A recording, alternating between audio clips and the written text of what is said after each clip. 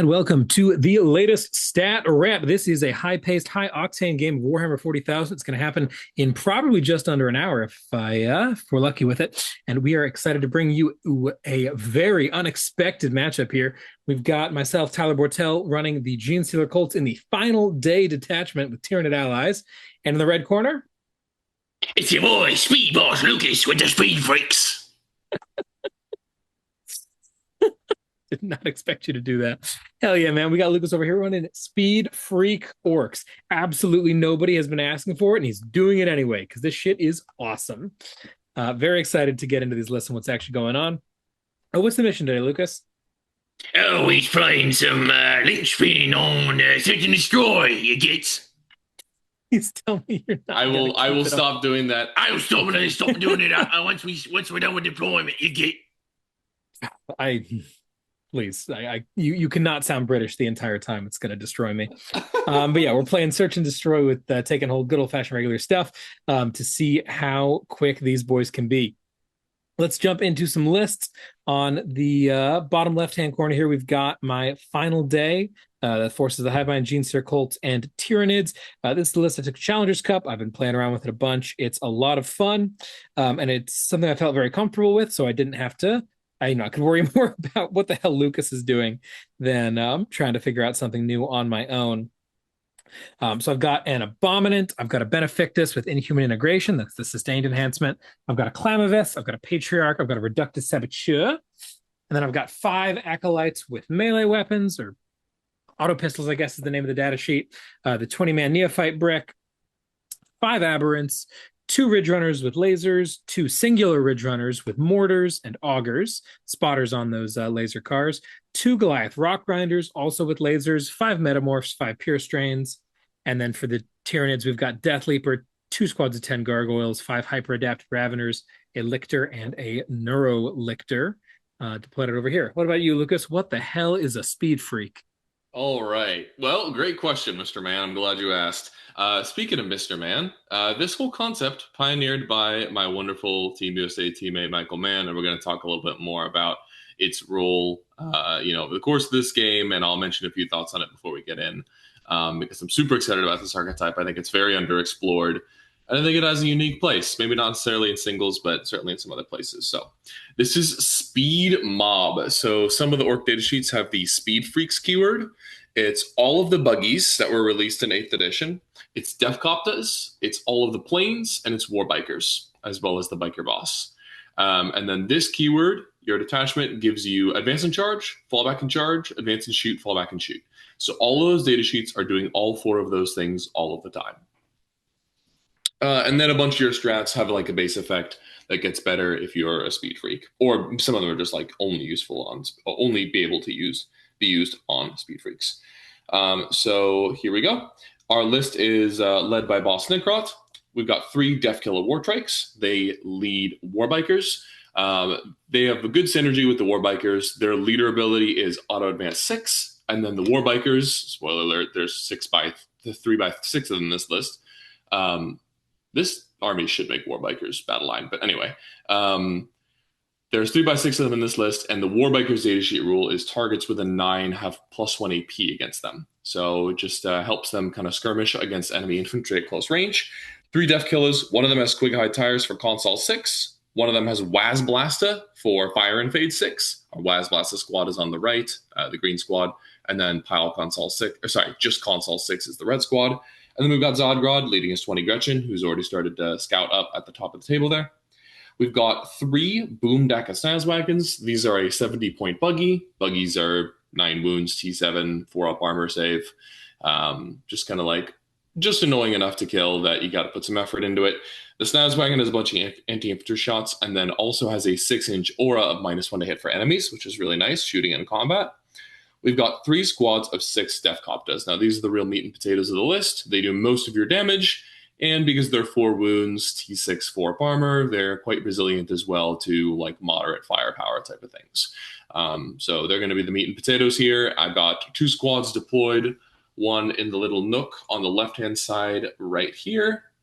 So we got 2 squads on the table, and then 1 squad in Deep Strike this game. 20 Gretchen, aforementioned, they're joining the Zodgrod, scouting up. We got 10 Gretchen on the home field. We got 2 squads of 10 Kommandos, so just breaking those down into 4 squads of 5 for some real MSU. We got 2 squads of 5 Stormboyz. One of the weaknesses of Speed Freaks, being almost everything is on the ground other than the Deffkoptas, so just having some nice cheap infantry to fly over and solve problems is nice. And then those 3x6 Warbikers. That's the list. Pioneered by, like I said, my comrade and teammate, Michael Mann, as kind of a anti-rat meta choice. This army is really fast and is hard to pin down and has a lot of fake damage, as we'll see over the course of this game. But it's hard to have fake damage into things like GSC and Tyranids and Eldar and Drukhari. So, yeah, super excited to get to deep dive this over the course of the game. Well, I'm certainly excited to see what you are able to do with it. I suspect it's going to drive very fast directly at me, and I'm going to do my best to kill it and to get on some objectives before the end of the game.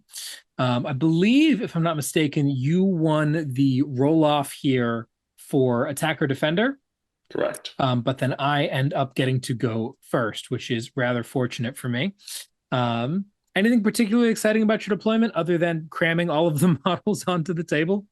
Yeah, that's one of the funny things you'll realize very quickly about this army is that with like 6 big night bases and 30 oval bases, it's kind of hard to hide.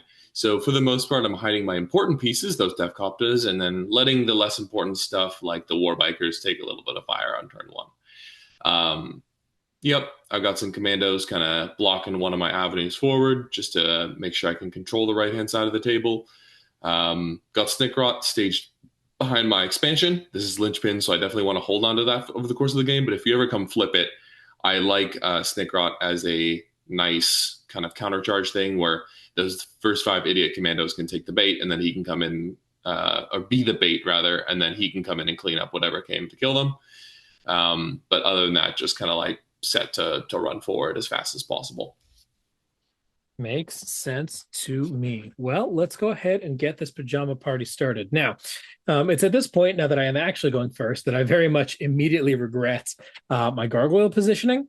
I basically made the hedge here that if I start my gargoyles in the block up here where they really want to be, to get off a big move block going first, that means that if I go second, they're going to die immediately. Lucas will come around on this corner here and shoot them down with Deffkoptas, and I really, really need to be able to control his movement to some degree. So I decided to hold them back. This is like totally a deployment mistake, and it's going to bite me in the butt, but we're going to try for it. And we'll see what we can do. Cards-wise, top of 1, we are drawing Pull the Horde and Establish Locus. Now, Lucas does not have the Wog up, which means that those Gretchen are certainly more vulnerable than they are usually. And I have a decent amount of indirect here between my 2 Mortars and my Reductus. If I were able to get a Tyranid model within 6 of the unit, even more so, but I think I could do some serious damage. And then my Steelers over here, and possibly even these Metamorphs, are definitely in a good position to go hamper for that Zodgrod brick before Lucas can really do much with it, right? This army, as Lucas will talk about later, is not super Wa dependent, so he really does have a lot of incentive to use the Wa early to make that Zodgrod brick as punishing for me as possible. So I'd like to go neuter it immediately. I unfortunately do not have any Nids really in position to go get within 6 of it, so I am going to be a little bit less efficient into it than I'd like to be. Probably should have sent the metas into it as well in hindsight, but we're going to try to take down Lucas's pieces as quickly as possible. So I'm going to go after his Stormboyz over here, the Grots over there, and just see what we can do about that.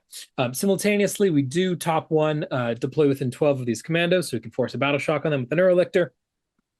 And the Lictor's just going to run right on up and eat them. I feel pretty comfortable with that deployment because even if Lucas goes first, 5 Kommandos are not exactly the biggest threat in the world to a Lictor, certainly not to 2, so it's going to be what it is. Other thing we're going to try to do early on is take advantage of the fact that Lucas has to be out in the open to a certain degree and fire as many shots as we can down this long way with our blast las cannons into these very blastable 7 model units of bikes.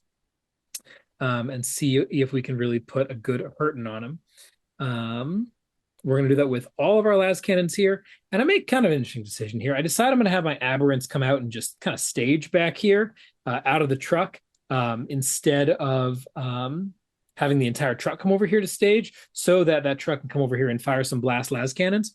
without NIDs within 6, this is kind of questionable. I'm not entirely convinced that it was the right thing to do, but the thought process was just to get maximal utility out of every shot that I can, because I really need to get the damage going fast, or Lucas is going to be able to overwhelm me. We'll see how it works out for those Aberrants in the long term.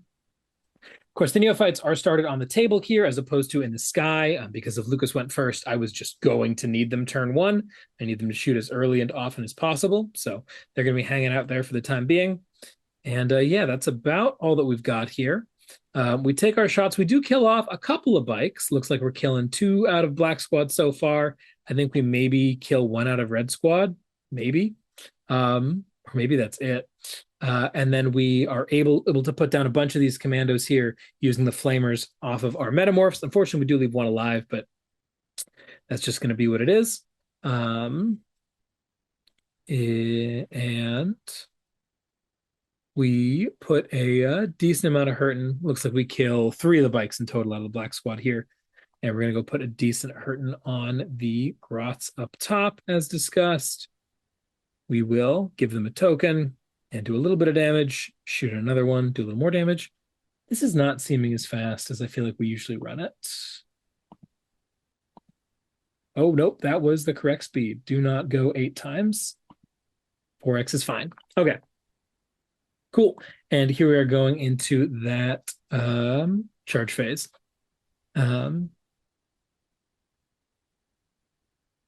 Sweet. The Metamorphs swinging. One of the downsides of the Speed Freaks army here is that Lucas doesn't really have a ton of heroic intervention available, because while the bikes can certainly heroic, the Deffkoptas cannot, as they are vehicle non-walkers. And then the bikes, as they can't move through walls, can also be pretty awkward trying to get into positions. The Deffkilla Wartrike as a leader is just like such a fascinating piece. We'll see it a couple times throughout the game. It does weird things. But I don't think they were thinking about that model when they designed the fight phase, for example. My Steeler's making it up top, and there's still a good number of Grots that's there. There's a chance that we'll put them all down, but it's not a great one. I think I throw the 1 CP at reroll 1s to wound just to try to put myself over the edge there, and then roll no 1s but a couple of 2s to wound, and that -1 to wound from Zod keeps them up. And yeah, exactly 1 Grot and 1 Runtard stick around at the end of that. So no coal for me on the top one, but that unit is essentially neutered, which means I won't have to worry so much about getting Zod jailed.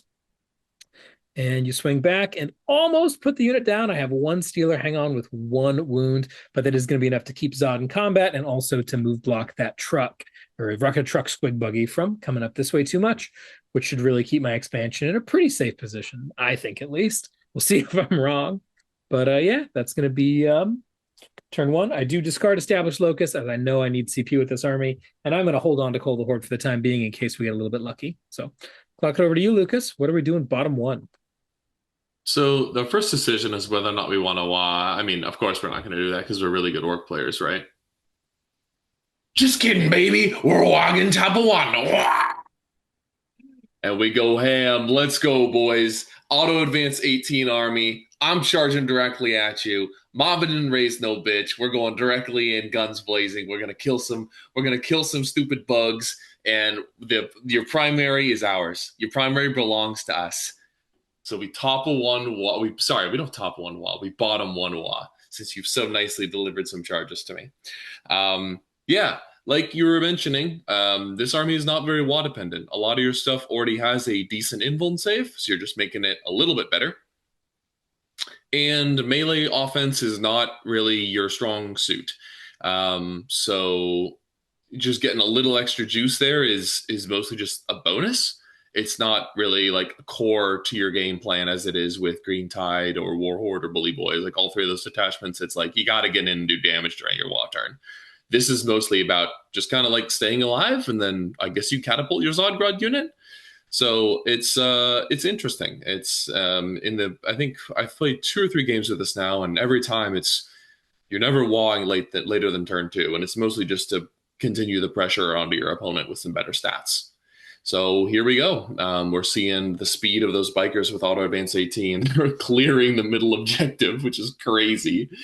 And we're going to get in there and using the extra attack and strength. Those claws are going to make a little bit better contact onto the toughness 10 Rockgrinders.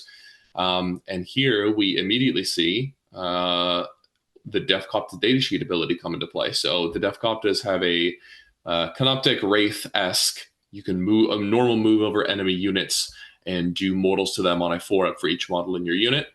And that allows the Deffkoptas to swoop over, decapitate that Genestealer, and enable our rocket truck, or sorry, not our rocket truck, our Snazzwagon to move over and engage that Lictor.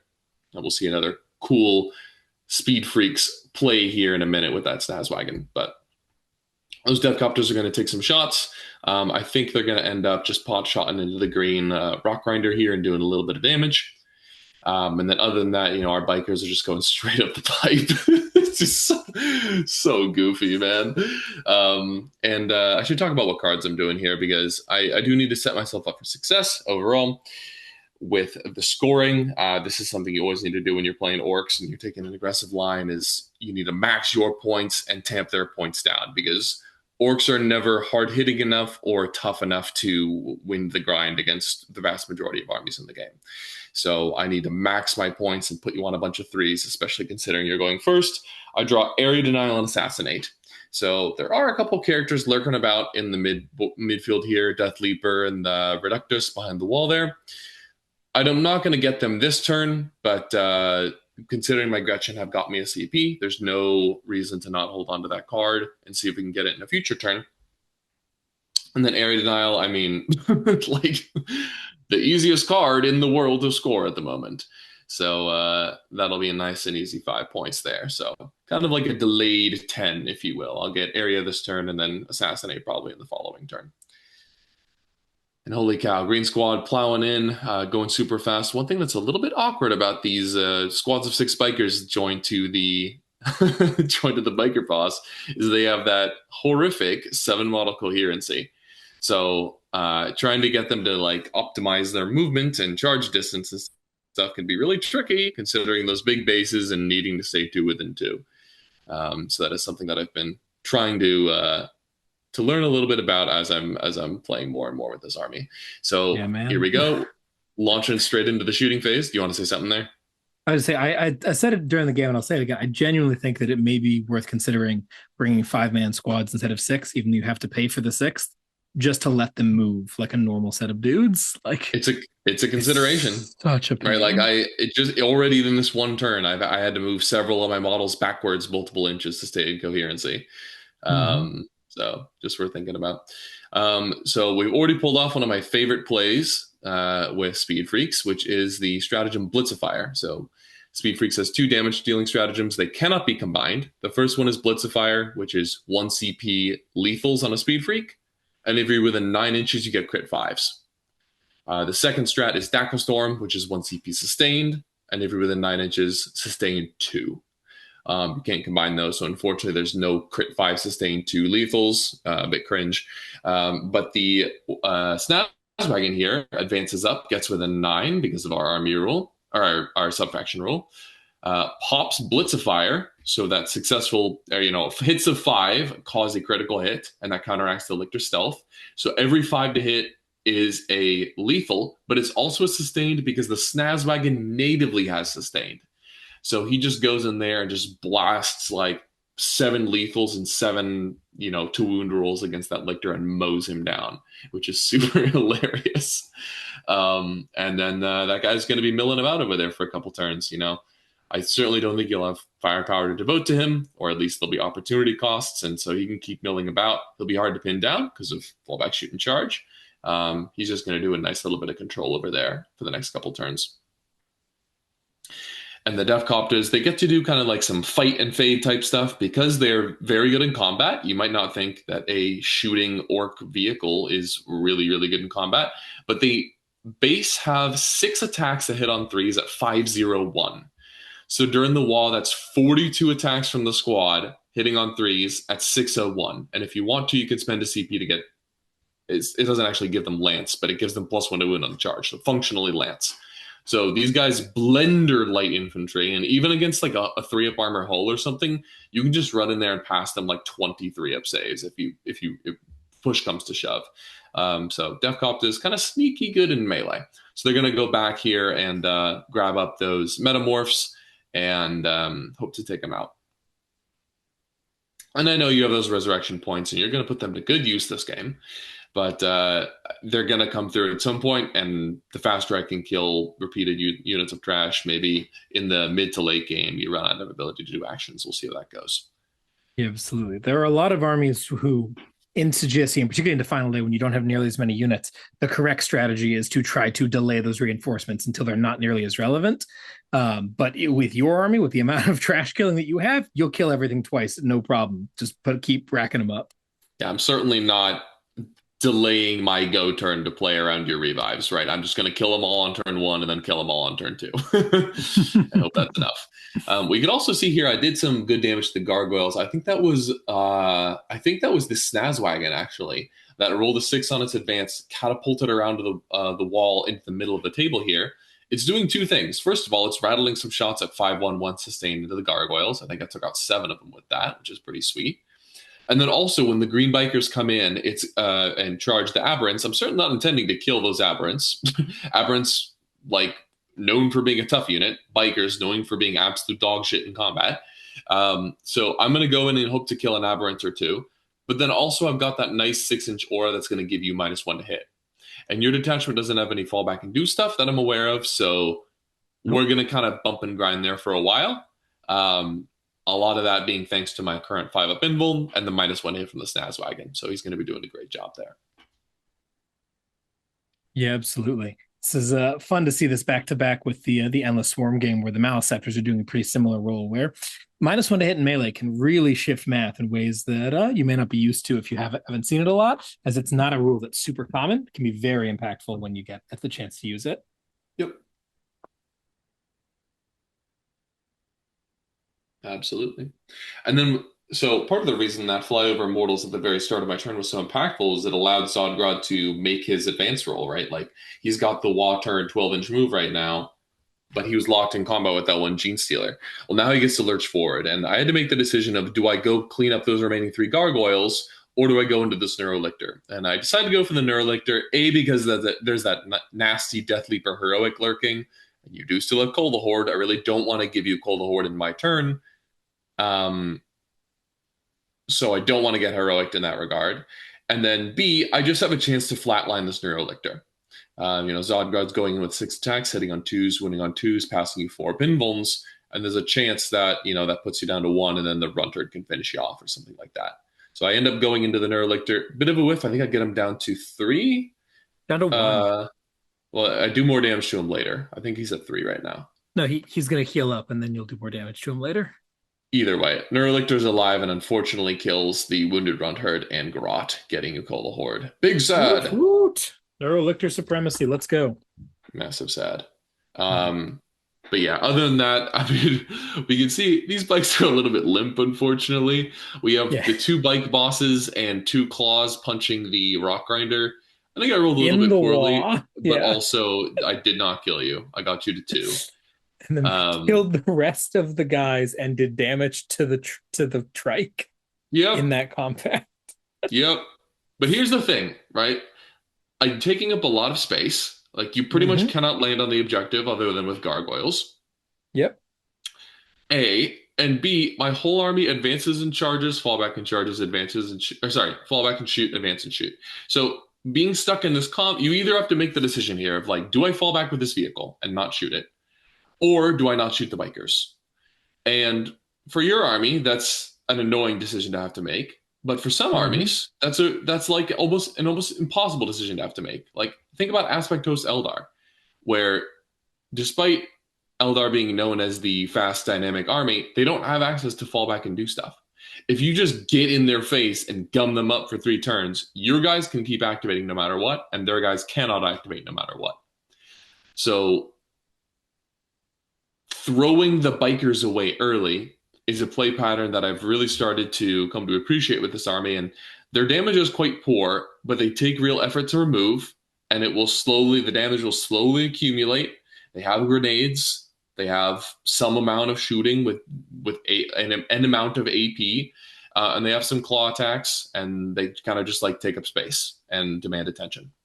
So here they're going to continue to cause you headaches in the middle of the table for a couple turns here at least. And that's that. We got a 5 here on area denial, and because of that Grots CP I mentioned, we're going to hold on to assassinate. Send it over to you, mister. Makes sense. Not up downing anybody because there are plenty of reasonable targets available for my Neophytes, and frankly, not a lot of great spots for them to deep strike into. We then draw some cards. We grab Cleanse and Extend. Extend, of course, not the end of the world, not the easiest thing in the world either, frankly, with you mobbing me this hard, but certainly doable. Cleanse, however, just flatly impossible. We're not moving anyone onto objectives right now. I am very scared of your Deffkopta Ingress. This is like a real big problem for me. So we send these gargoyles over here to get nids within 6 of everybody over here, and then also to block that out. So you'd be coming in all the way back here. You end up deciding against it because of how hard we screen you there. The Steelers who died to your Deffkoptas came back on my own turn 1 here and are now rushing up the board here to go deal with Zodgrod and whatnot. We do decide to fall back here, which unfortunately does enable you to use one of your stratagems for flat 6 reactive move, which keeps these bikes all the way safe from the Neophytes. Man, that's a pain in my tail. Definitely is the argument for why I should be deep striking the Neos, because the Neos could be deep striking over here, but I really wanted my CP for some other stuff. Maybe I'd used it already. I don't really recall, if I'm being honest. So we do line up here reasonably well, though. We've got a Reductus who can point out a couple of things here. We've got Deathy who can come into a couple of different things here. Our Neophytes are still going to be able to get out and do some damage. I think I decided they're all going to line up and try to blast this car, maybe this one guy as well, because I really want my Aberrants to win this fight here against your Bikers, especially with the oncoming onslaught of what's his name, Snikrot and the Mandos that is pretty clearly coming here. So we'll see what we can do about that. The grinder here moves on up and in. It doesn't fit wholly within this 4x6 because of this big old wall here, but can draw a bead like this in order to still get some good shots off, and then it's going to charge forward. Because while Lucas, maybe and everybody falls back and does everything army, Rockgrinders force desperate escapes when you fall back. So if I'm going to sit in combat with him, it's not the end of the world if he's going to be falling back and doing stuff, because he's going to be losing a third of his unit every time he wants to, and some of these units are pretty low model count. If he rolls a good couple of 1s and 2s there, especially if he spikes, he could be in a world of hurt. So we're going to try to make his life a little bit more complicated as well. So there. Sure enough, we do shoot down this singular knob, which makes taking this objective a lot easier, and we shoot down this Snazzwagon, so our damage is going to come online over here a little bit more. But with those bikes having reacted move back there, my Reductus throws her free grenade, I think, into the War Trike here, which gets it down to like 2 or 3 or something. Throws her bomb over here, just really doesn't do that much damage. Even with the nids nearby, just isn't able to really turn on the gas here. I'm shooting again, like there's still 4 dudes left and the trike. So I am feeling a little bit sketched out here in terms of damage, and obviously in terms of primary. I'm only able to really get 1 gargoyle on the point here with that fire and fade. Part of that gargoyle's move, by the way, is to get within 9 here so that she can pop her +1 out to 9 inches so that these Aberrants could really put a hurting on these guys. My grinder here charges the trike, and I hem and haw and decide the correct move is to tank shock to kill him so that I can then pile in this way. The debate was if I should just send Deathy in over here and have Deathy fight first, but I say no, I want to do maximal damage, so we'll get both Deathy and the grinder into these guys. Those grinders can do pretty massive damage into a squad of bikes, but unfortunately this one, I think he whiffs pretty hard. Yeah. It's with the nids nearby, it's a full 8 attacks, hitting on 2s, wounding on 3s, potentially re-rolling. I don't know if I didn't spend the CPU or not, but I only kill 1 of them, and then Deathy can't even kill 1 himself, which is a little disastrous. I was feeling pretty confident that there would just be a War Trike here at the end of this, or close to it, but so it goes. My Steelers do reclaim this objective, killing off what's his name, Zodgrod. So my Neurolictor is still chilling there. So the primary is actually fine here the way it works out, because we have 3 for the car +2 for, or that, no, you're 2-4-6. You're 2-4-6 to my only 5. Ugh, it's a disaster. Well, at least Deathy's there. He'll force a battle shock at -1 next turn, which will be real good. And that'll be that. The Aberrants swinging in down here, and even with the +1 from that 9-inch catalyst, no, they are able to clean up all the bikes, but they can't quite kill the trike. Not the end of the world. Yeah. And yeah, like I said, got a pretty. Oh, what the hell, Death Leaper! Oh my god, these fucking guys. I don't really understand what happened there. But sure enough, Death Leaper ends up somehow dying to that. You have like 4 or 5 attacks hitting on what, 2s or 3s, wounding on 3s, and I have a 4-up invul. I don't know.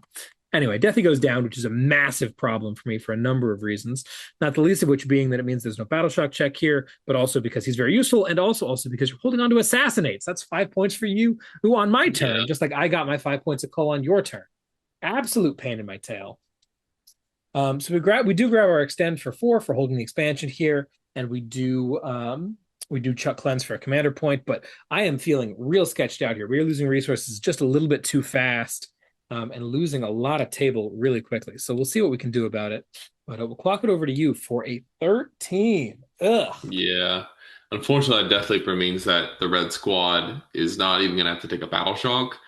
So, and the Trike's actually OC3, hilariously. He himself is a buggy. So I do have 7 on that middle, which is, kind of crazy that I held that. But here we are.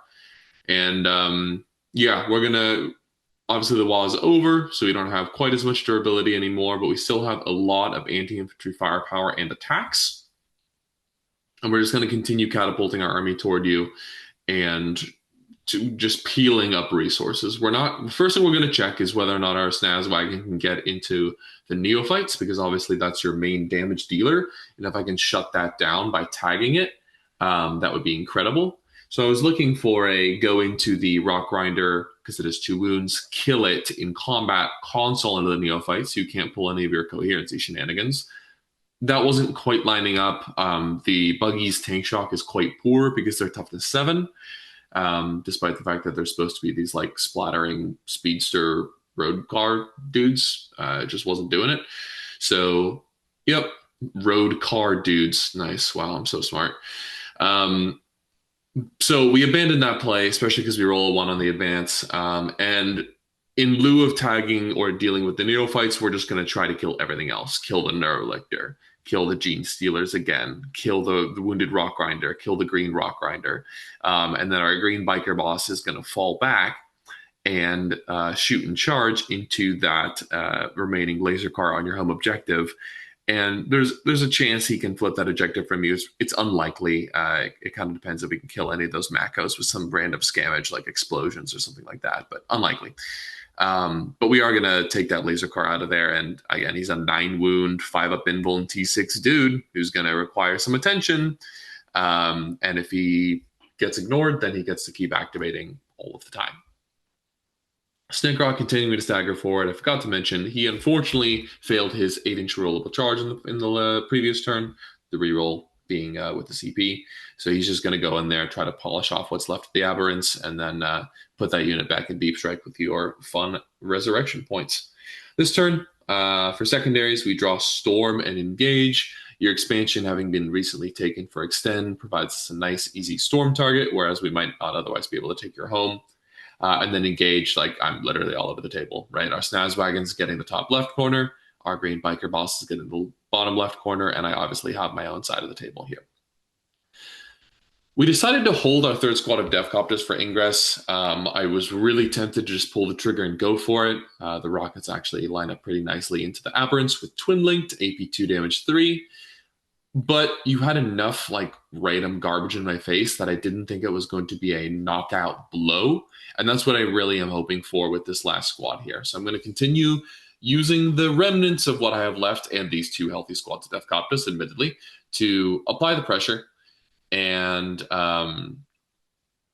then hopefully on, top of 3, I can deliver the backbreaking ingress, either get primary with it or show up on a spot where I can nuke the Neophytes.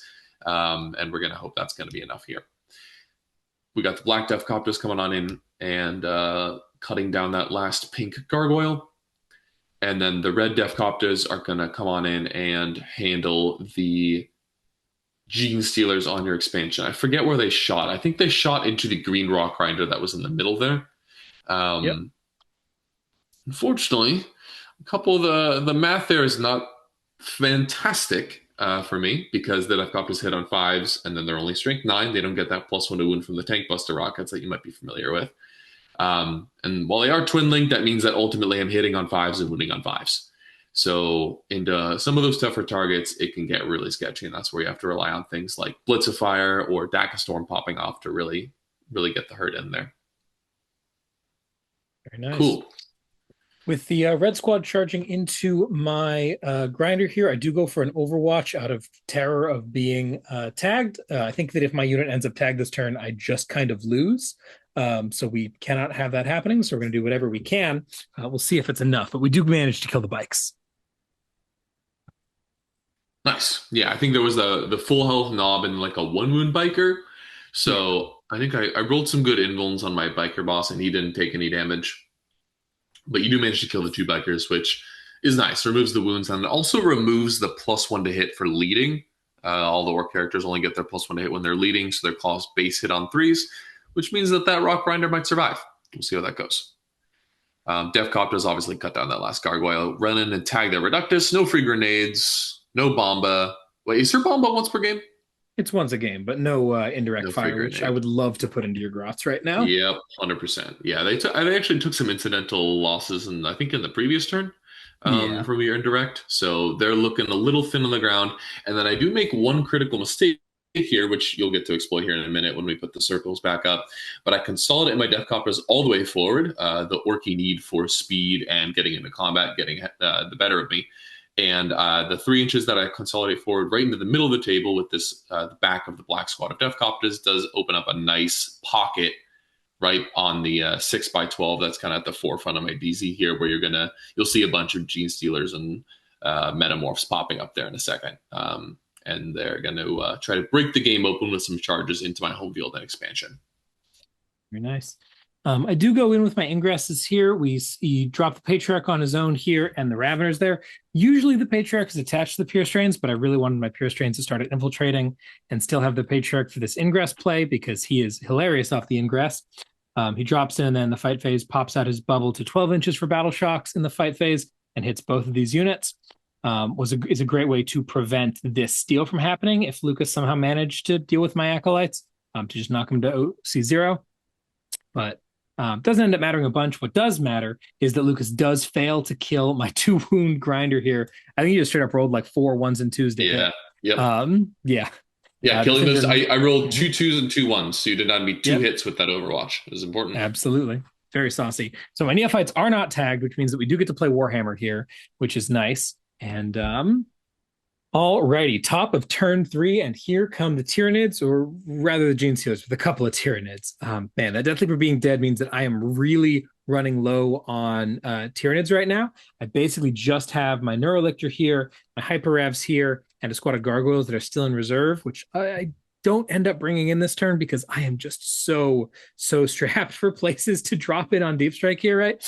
Yep. As discussed earlier, Lucas has got this kind of hole opened up here, which is really cool. We're definitely going to exploit that, but like, I'm not putting Gargoyles there. And after that, it's like, this is not even. It's like, this is where, not even.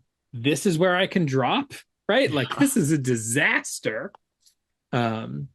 We probably should have brought the Gargoyles in the turn before and just held them back here to then explode out later. But, you know, I do not exactly have a ton of reps into Speed Freaks before this moment. So we're learning, I guess. Fortunately, I didn't mention it. Snikrot and his friends come in, kill the last Aberrant, but do not kill the Abominant because he will not yield. So these Aberrant friends are coming back, but he's still there beating up on you. I honestly kind of wish he would have died and come back and then hopped over here to go wall up this guy and contest his objective, but I digress.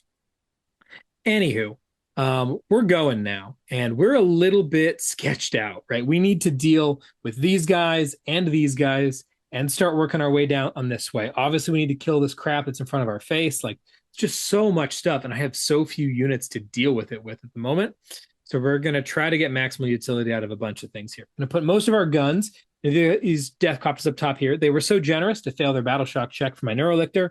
Thank you, Deffkoptas. It does keep me at an 8 on primary, which is hilarious, but also means that they cannot use their reactive 4-up invuln or reactive to move strat, so I can actually just dump all of my guns at them and then move on with my life.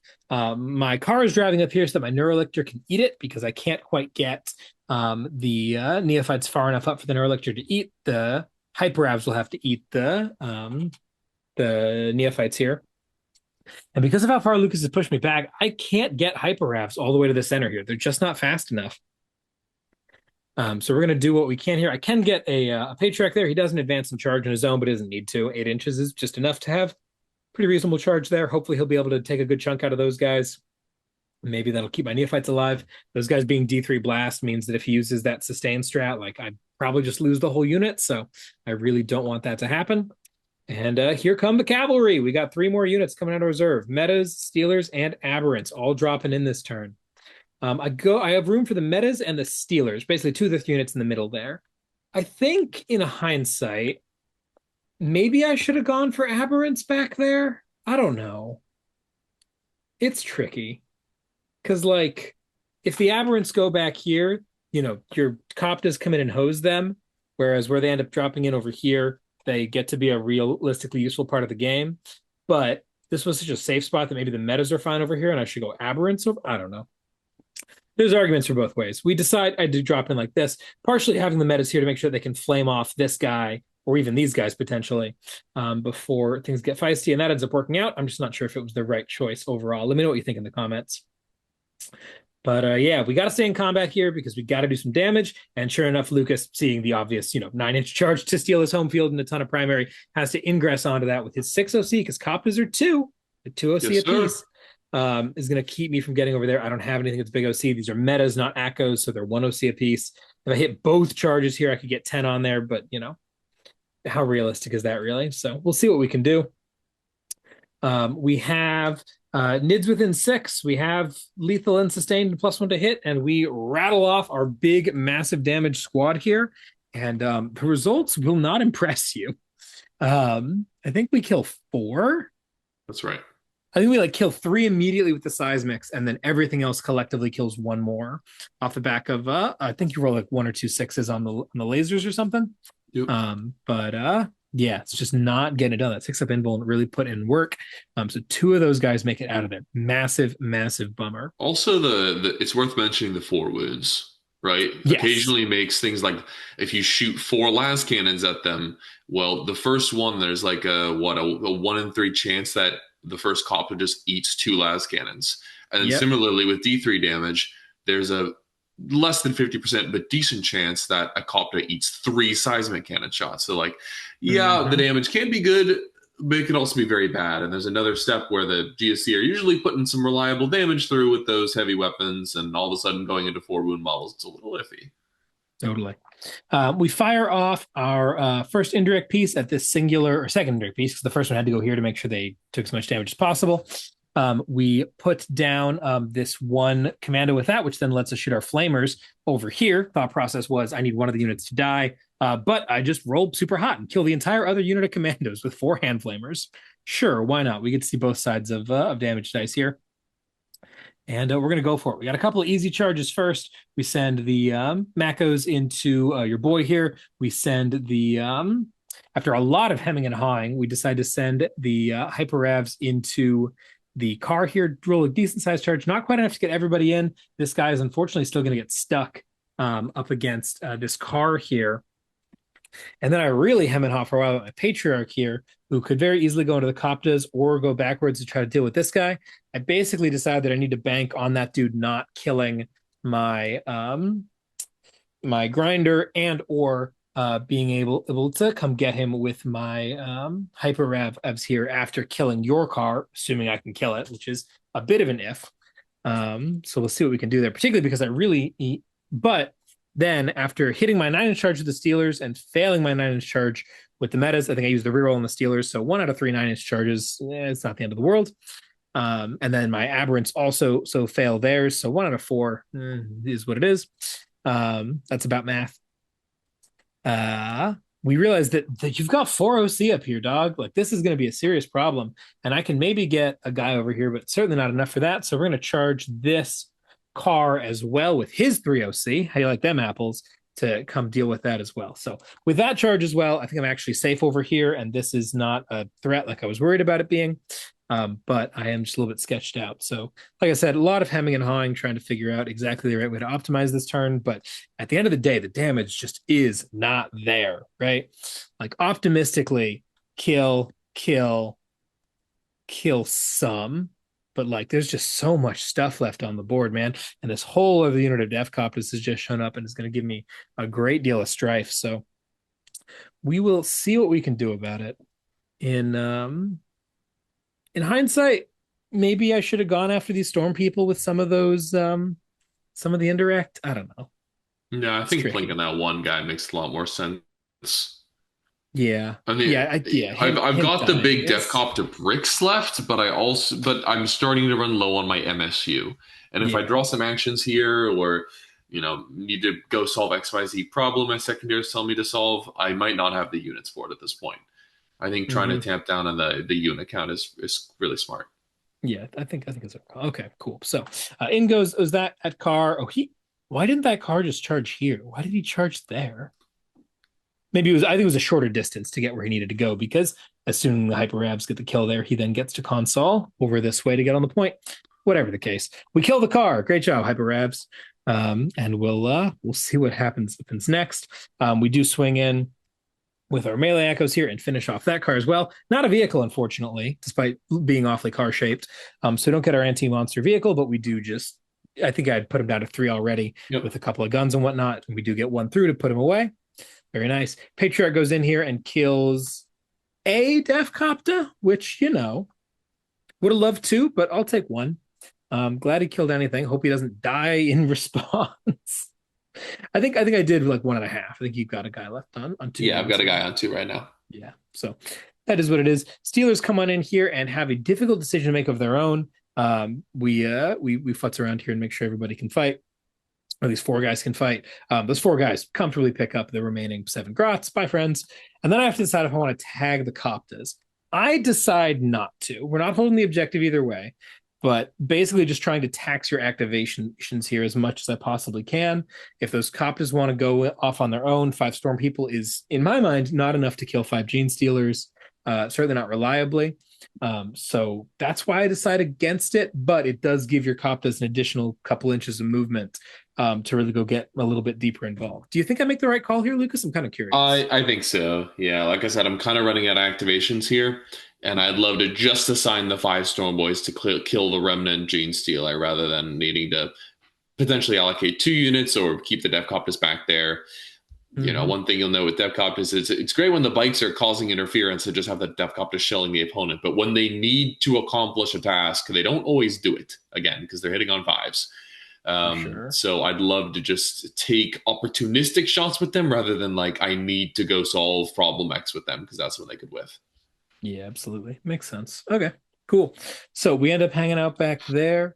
And I think that's all we got. Cards this turn were no prisoners and bring it down. We do kill that car for bring it down, and we do also kill the 2 units of Mandos for no prisoners. So we get our comfortable 3 there for full 5 for 9 points, along with our 8 on primary. It means that we're not out of this game, but we're still behind 10 on primary and some secondary. So like it's going to take a pretty Herculean effort to flip us back in. We're mostly just fighting for diff at this point. And we'll see how hard Lucas slows the door. What do we do in bottom 3, brother? Well, we're going to score an 8 here. We do have, let's see, this home expansion objective as well as the middle. We unfortunately lose our national expansion due to that hand flamer hot roll, quite literally, roasting the Kommandos and the remnant 1 guy dying to the mortar car. So unfortunately, that means we're only getting an 8 where we could have gotten a 15, but I'll take it. We do draw behind and secure no man's land, obviously with the pressure that we're putting in the midboard. Secure no man's land should be no problem. And then we're going to throw 1 unit into your behind enemy lines here. That's going to be the red biker boss when he falls back. It's worth mentioning, I did end up fighting first because we had 2 ongoing combats in that turn. I fought first with the red trike as opposed to Snikrot squad into the Abominant. The Abominant obviously hits hard, but he only has 4 attacks to hit on 3s and wound on 2s. He's unlikely to kill the 3 Kommandos, and he's especially unlikely to also kill Snikrot after that.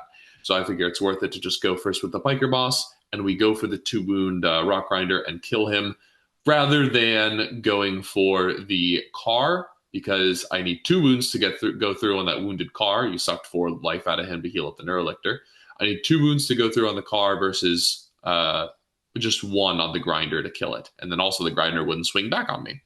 So I do take out that grinder, and then that guy is going to careen around the wall here, get me some behind enemy lines. hope to take your home field here by slaughtering those melee Akos.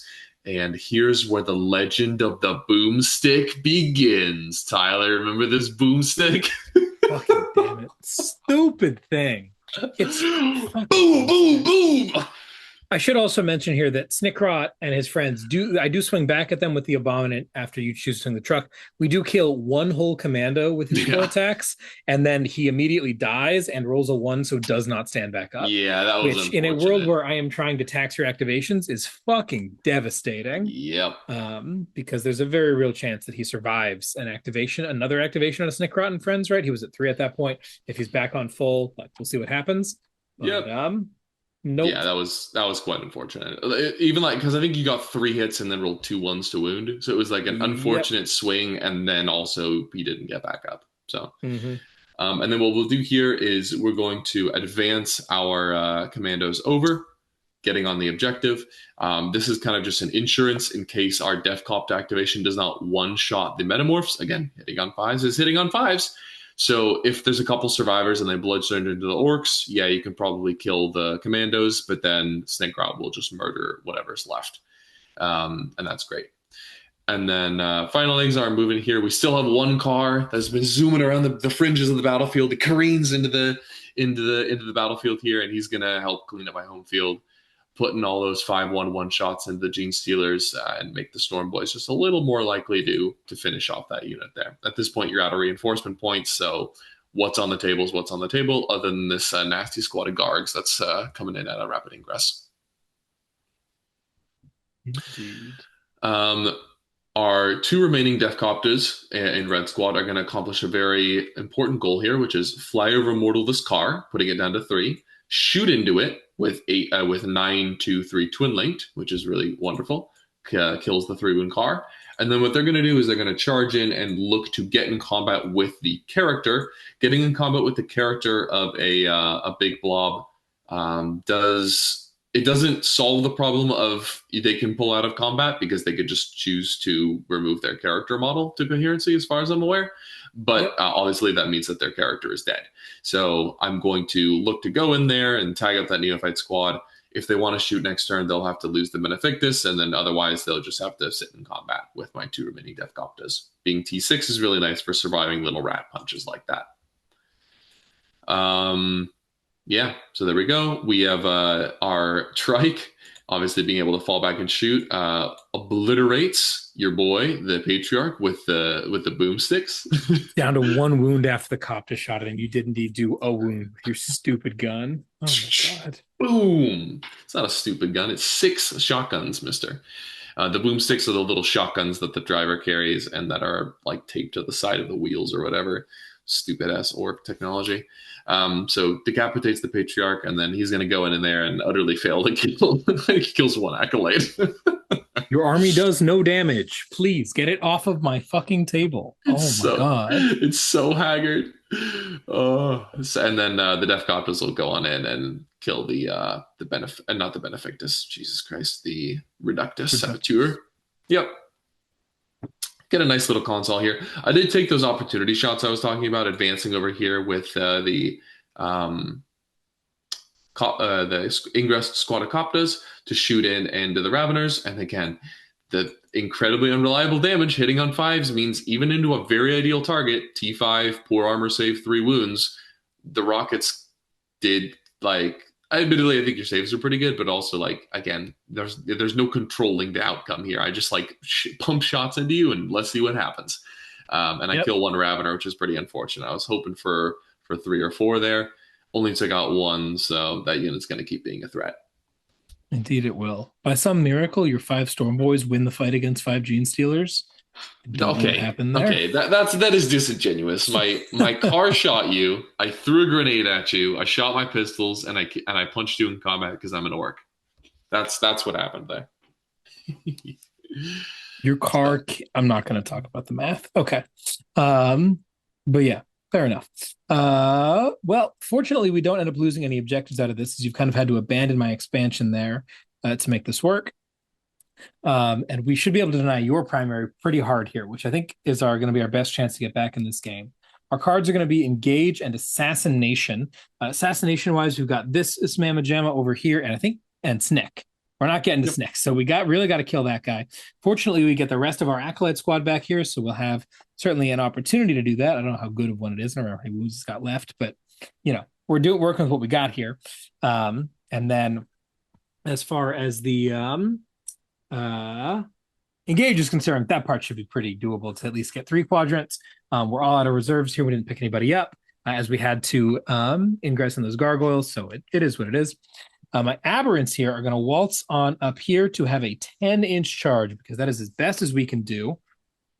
Really kind of the unfortunate part of the spot. Should they have just gone over here and secured my home field to make sure that I get Assassination? Maybe. But I'm not a bitch. So they're going to try something else. The gargoyles over here are going to go take this objective from you, and then they are going to fire and fade 6 in this direction over here to get within 6 of these friends so that when the Aberrants invariably pass their 10-inch charge, they actually get to do really good damage there without triggering your reactive move here. Also staying outside of 9 with these friends here, so that's not an issue. They might even pop the 9-inch to give... No, I don't need +1 there. I already have Tyranids there. Oh, yeah, this was unnecessary because they're coming here. I don't know. It lets these guys not have to get so close, and also it's just kind of a nice position to be in move blocking-wise. Anyway, so take our couple of shots that we've got, do what we can here to try to work things out. We fall back here. In hindsight, I should probably just sit here and shoot you with pistols with sustained lethal and call it a day. But I was kind of scared of your melee damage. It's probably fine. So we're learning. My Hyperavs go for their beautiful charge into your green Koptas here. Going to do some decent damage. We'll see how much. I'm winning on 5s, but I am also twin linked, so we'll see about that. I am hitting on 2s sustained after eating a couple of Neophytes, so it feels pretty good. And we fail our 10-inch charge, and we reroll it, and we make our 10-inch charge. Go Aberrants, go! Oh, my beautiful so boys. tragic. My beautiful boys. We're trying everything here. We're picking out all the stops. If I had a unit of Neophytes to do damage this turn, this would be awesome, but we're making do without it, getting punished for our mistakes. We do kill 3 green Koptas with the Hyperavs, and the Aberrants can swing in. Unfortunately, that was my last CP to reroll that charge, so I can't also reroll to wound, which would make me just clean this unit, but screw it, we'll just roll decently and kill 4 out of 5 of them. Hell yeah. Taking that back. Which means that somehow, despite having like 4 units left on the table, one of which can't do anything, we do manage to hold Lucas to a 3. Oh, I love Genestealers. Very fun stuff. Gargoyle classic. Indeed. Unfortunately, the Trike here manages to kill off 2 of my Acolytes, and the remaining 2 have no way of killing him. So he does get to hold out, which means we do fail our Assassinate, which I think I end up just burning as much as I would like to hold on to it for later. It's just not realistic. And I need my damn command points. So only 2 points of secondary this turn pretty much seals in that we're just not going to be able to keep this really, really competitive, but we're going to play out turn 5 and see what we can do. So what are we doing bottom 4, Lucas? Scoring a 3, thanks to your noble efforts. And we're drawing Overwhelming Force Defense Stronghold. I mean, there's nothing you can do about my defend at this point, right? Like, you're not fast enough. I'm going to kill this piece of shit gargoyles this turn. And then Overwhelming Force, gargoyles are a free one. The other one might be a little bit tricky. I'm eyeing up your Melee Acolytes on the home field. And or the Neurolictor under expansion. We'll see what we can do here with all of our fallback and do stuff. Our red bike boss is going to navigate around that wall. He's going to look to shoot the Makos to death and then charge in the Neos just to try to body block that area a little bit. And then the green Deffkoptas will fall back over your Hyperavs, get on your expansion, and make sure you don't score that again. Admittedly, you'll be subject to a Battle Shark test, but we'll throw some shots around, maybe into the Neurolictor, maybe into the Hyperrevs, and then go in there. And I think that Neurolictor's at 5 at this point. So there's a decent chance that if we, get a rocket through on her and then like a tank shock or just the combat, we could just kill that unit and not be subject to a battle shock test. We'll see how it goes. Our strat reserve, not rocket truck, Boomdaka, catapults himself into the middle of the table. He's going to be a nice OC3 in conjunction with the OC2 of the Deffkopta. This army having scads of OC is like one of the sneaky best parts about it. While you're like catapulting yourself forward and gumming up your opponent and doing, iffy damage. You're also holding all of the objectives and contesting all of theirs like borderline without thinking about it, which is wonderful. And so, that truck is going to, I think he shoots the hyper ravs and kills one of them. The rockets go in and kill another. The red rockets go into the Neurolictor and put her down to 2. And I'm going to tank Shocker to finish her off just to make sure we're not taking that sketchy battle shock test. Snikrot and his boys come on in. They roll a low charge, which is exactly what we needed. I move the first commando to base the guy who's on my expansion just to get as far away from those aberrants as possible. I don't want to get heroic. And then everyone else could base this larger, what do you call a group of gargoyles? A murder of gargoyles. They could base those gargoyles over a flock. Okay, fair enough. Mm-hmm. They could base the flock of gargoyles over there on the left, but because they are forced to maintain coherency because I moved the ram model first to the lower right, they're able to go down that way. So in that way, we can dodge the 10th edition charging rules. We missed the greatest kill of all time, which is the red guy getting the overwhelming force by flaming 2 of the Macos and then getting another boomstick kill, headshotting the banner. Damn it. Boomstick, baby. Boom. God, I love this stupid ass weapon. It's literally just 6 shots hitting on 5s at 501. It's nothing special at all, but it is cool. So yeah, pretty good here. We're putting you down to that 3 on primary in turn. And we're getting 3 on defend. There's nothing you can do about that unless your mortar car pops off. Or I guess you could return to the mortar car to the shadows. We'll see if you're able to make a charge onto my home next turn. And then a 5 on overforce pretty easily. I think I ended up getting 3 units on objectives this turn. It was a very serious debate in my mind if I should up you down to the mortar car, up you down to the hyper rav. I basically decided the hyper rav just has too many different things available to him right now, so he's going to try for that. And then he probably fails his battle shock. So what difference does it make? Cool. Top 5, we are only getting a 3. Our cards are going to be Area Denial and Secure No Man's Land. Those are certainly some theoretically achievable means. My Clamavus, who's just been vibing out here throwing battle shocks at people all day, is very excited to get involved with this. We hem and haw about how to do this for a while. We did actually correctly position our Neophytes this time, so we do get to pull out of combat, which is great. Basically, my Clamavus needs a 2 to get on my expansion objective, and then if I can kill the 3 buggies or the 3 Koptas off of it, we're good, but that's not real because he rolls a 1. Fucking tragic. Okay.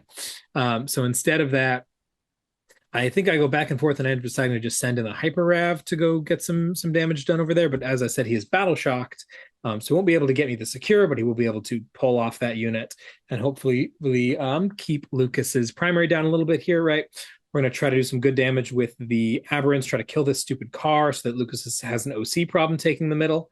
And then the Neophytes in the backfield are basically just going to hold down the fort, and we'll see what they can do about it.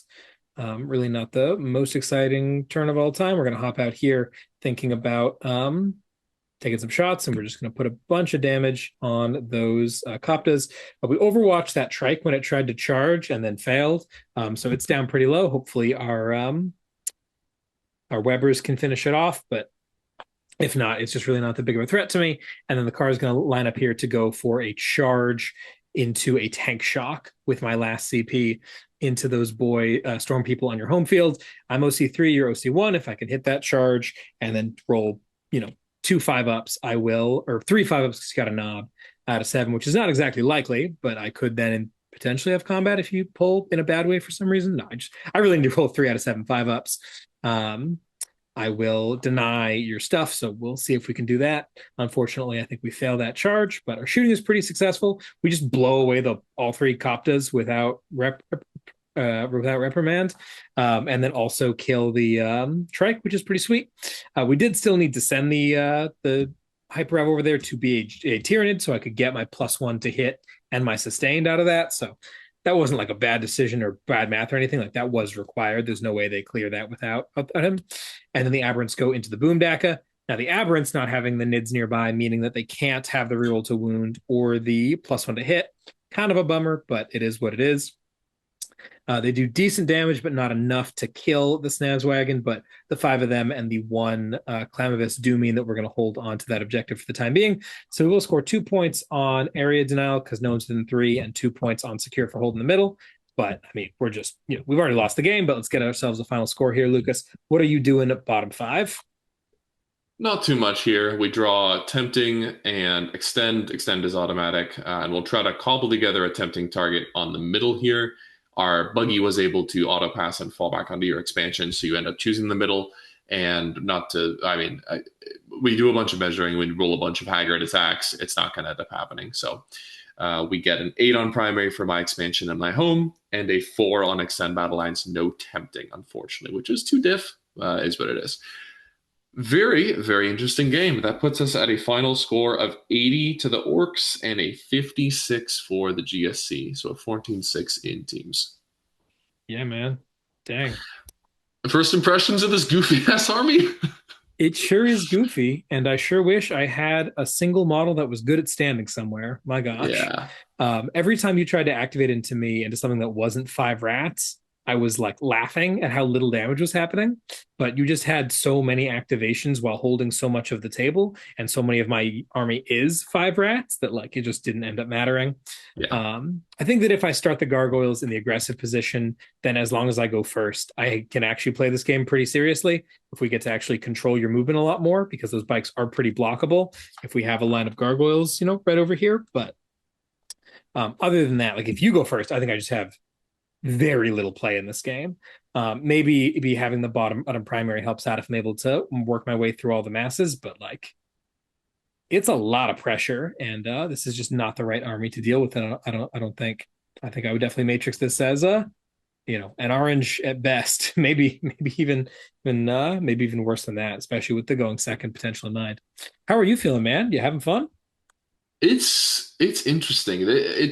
I don't love that the damage is it's so it's not there, right? Like I think this is a team's army that tries to hunt on enemies that have basically no defense, whose defense is mostly just like there's so many of us, you can't kill us all. We're MSU, haha, we're everywhere.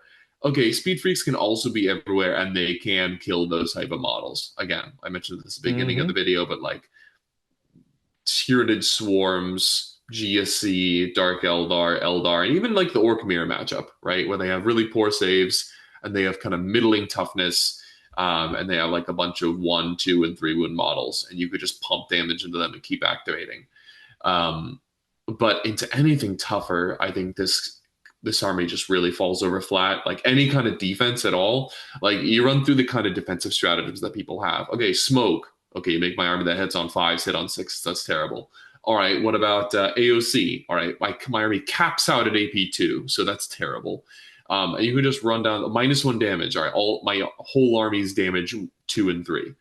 So you run down the laundry list of defense in the game, and all of it just kind of like shuts down what speed freaks you're trying to do. But if you end up in that miracle scenario of like, okay, you go first on even just something like Crucible of Battle into, let's say, Eldar or something like that. Played a game into From, or on my USA teammate and teammate on Rose City Ruffians as well. And he was playing Eldar the other day. I went second, and I still just like catapulted myself into his DZ in 2 turns and killed every single elf that wasn't in a boat in those 2 battle rounds. And that's just something that you can do when your army is never, ever pinned down. And so it's pretty cool. I've been working on a couple list variants, but ultimately I think the strength of it is just a leaning into number of units on the table. Like I was mentioning in the mid game there, like the army just passively has a shit ton of OC. It has the Zodgrod unit. It has lots of 5-man disposable commandos and Stormboyz that are reasonably fast with the WA. It's got just scads of OC2 bikers and Deffkoptas that just kind of passively control the objectives without even thinking about it. And the buggies also being OC3 is really nice. The bike bosses being OC3, leadership 6, really nice. So it's an interesting army. I don't think it has a place in singles. I think you'd be lucky to go 2 and 3 with this army at a singles event, although you certainly have a lot of fun while you're doing it. But in teams, I could see metas where this is pretty good, right? Like this was a 14-6 in my favor, but I guess going first did get you some tempo in the game, which was kind of nice. But this was a game where I went second, You really honestly hit like a 10-inch charge to stay competitive in the game. Yep. And then at the end there, I hit a little bit of an unlucky break to not get my tempting and my that middle objective. That was another 2 diff. I think this easily could have been like a 16 plus. Oh, comfortably. Yeah. So it's kind of interesting. That it's very I think cunning speed bosses will play this army very well. It rewards you for being wildly aggressive, but also like it doesn't have the same CP economy that something like Green Tide has, where you're able to spam those strats a lot, and also because you play the game very fast. There's no advance and charge rerolls in here, right? So if your Deffkoptas need to reroll in advance, that's one of your 3 CP. It has great strats. So the 2 damage strats are really good. 4 up invul on Deffkoptas is something you always want to use, but can't always afford. So cunning speed bosses, I think, will make a really good use of that and rationing it appropriately so that it has the greatest effect. Because needing to spend on things like card recycles is not really a luxury that you have, unfortunately. It's a little bit of a fly by the seat of your pants army. Yeah, absolutely. So yeah, I don't know. Maybe I'll give this a shot into something like a Bile or a Knight and see if I can just win the game via OC and jailing. I'm a little bit skeptical. I think they're gonna blast through me at Mach 10. Even the 2 games that I guess 3 games now that I've played with this army into the favorable matchups just to test it out. I've won pretty big all 3 times, but also I've been tabled all of the games. So I think into an army that can just mow through you like a Chaos Knights or a Bile or something like that, it's going to go terribly, but we'll see. Maybe we'll give it a shot. It's a cool army. It is not a meme. It has a place, even if the window where it can exist is quite narrow. Yeah, absolutely. You mentioned the Gaunt Swarm. I'm very curious to play that game as well. I feel like my ability to control where you get to stand along with the army-wide stealth might be a little bit of a problem, but I'm very curious. That sounds like a lot of fun. The stealth that could be a fun one. Honestly, we could play that. Let us know in the comments if you want to see the victor of the previous 2 stat reps. The victors rather of the previous 2 stat reps go head to head, but I have a feeling that I can also because like you're ultimately tied to the. I guess you can like string back to the Venom Thropes, but like there has to be a spot where they can exist where they don't get instantly rocketed. Because I can, if they're wandering around in the open, I can just kill them. So I mean, I know you're adept at hiding that unit, but maybe the tendriling out can cost you some real estate. We'll see. Sounds like a fun one. All right, man. Well, I hope you all enjoyed this. If you've got other ideas for things that you really want to see us play, we play basically all the factions, and the ones we don't, we got people who do. So let us know down in the description. If you want to keep the conversation going, we will be in the comments, but you can also check out our Patreon Discord over at patreon.com/statcheck. For $5 a month, you can be talking with us and the rest of the most lively community in competitive Warhammer. I'm in all the other ones. Ours is better, I promise. And if you're looking for some more one-on-one attention, like maybe you want to play a game like this with one of us or someone else on the Stat Check crew, review tape, or hear a little bit more about the tips and tricks about your particular kind of army, head over to stat-check.com/coaching for more information about how you can get some one-on-one help with one of us. So with all that being said and done, thank you so much for joining us. I've been Tyler. And I'm Lucas. And we'll catch you in the next one. Take care, everyone.